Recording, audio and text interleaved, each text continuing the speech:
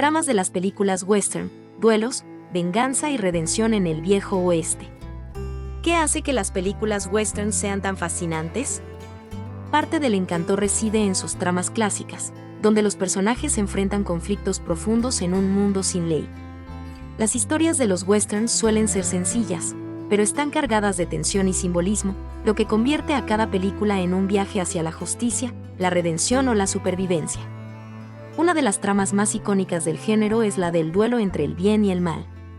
Este enfrentamiento directo, generalmente en medio de la calle polvorienta de un pequeño pueblo, representa la lucha entre la ley y el caos.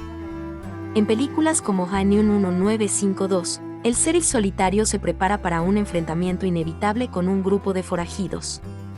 Este tipo de trama no solo nos ofrece acción y tensión, sino que también refleja la valentía y la ética del personaje, quien está dispuesto a sacrificarse por la seguridad de su comunidad. Otra trama popular en el western es la de la venganza.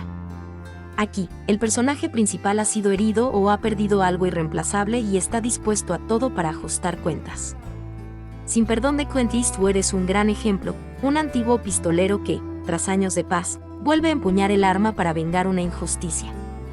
La venganza en el western va más allá de una simple retribución, se convierte en una búsqueda de paz interior, aunque muchas veces el precio sea la violencia y el conflicto.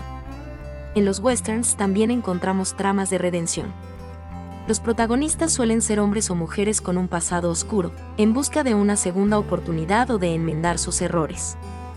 Esta trama es la esencia de personajes como los que interpreta Clint Eastwood en varias de sus películas, donde el protagonista, marcado por su vida de violencia, busca una última oportunidad para hacer lo correcto.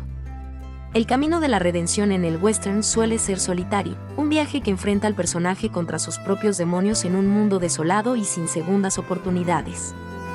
Estas tramas, aunque variadas, tienen en común la lucha personal y la búsqueda de justicia. Cada duelo, cada acto de venganza y cada intento de redención refleja un deseo profundo de los personajes de encontrar su lugar en un mundo hostil. Las historias del western nos atrapan no solo por sus paisajes y su acción, sino por las preguntas que nos dejan. ¿Qué haríamos en un mundo donde la justicia depende de nosotros mismos?